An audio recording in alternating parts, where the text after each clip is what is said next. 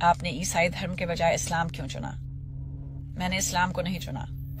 मैंने इस्लाम के बारे में पढ़ाई शुरू की जबकि मेरी पश्चिमी और इस्लाम के प्रति नकारात्मक सोच अभी भी बनी हुई थी।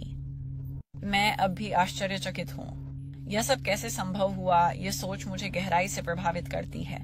इस्लाम के बारे में पढ़ाई शुरू करने से पहले मैं वास्तव में ईसाई धर्म का गहन अध्ययन कर रहा था।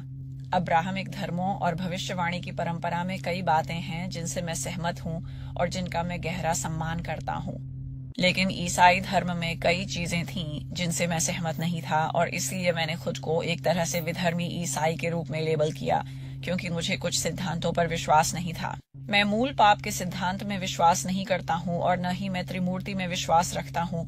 इसके अतिरिक्त मैं दंडात्मक प्रतिस्थापन सिद्धांत में भी विश्वास नहीं करता हूँ, जो यह मान्यता है कि भगवान को मानवता के प्रति अपने क्रोध को शांत करने के लिए एक अंतिम बलिदान की आवश्यकता थी।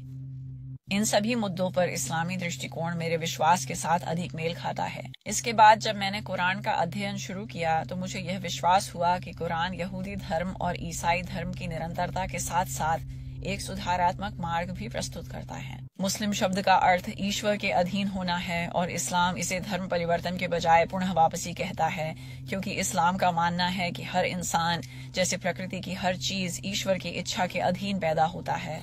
मैं इस विचार से भी सहमत हूँ और इसके अलावा भी कई बातें हैं जिन्हें मैं मानता हूँ, लेकिन मैं इसे अपेक्षाकृत संक्षिप्त रखने का प्रयास कर रहा हूँ। लेकिन यह एक ऐसी गलत समझी जाने वाली धर्म है। मुझे पता है कि यह बहुत से लोगों के लिए बहुत भ्रमित करने वाला है। जैसे आप ईसाई धर्म और इस्लाम का अध्ययन कैसे कर सकते हैं और फिर इस्लाम को चुन सकते हैं। ऐसी बहुत सी बातें हैं जिन्हें नजरअंदाज नहीं किया जा सकता।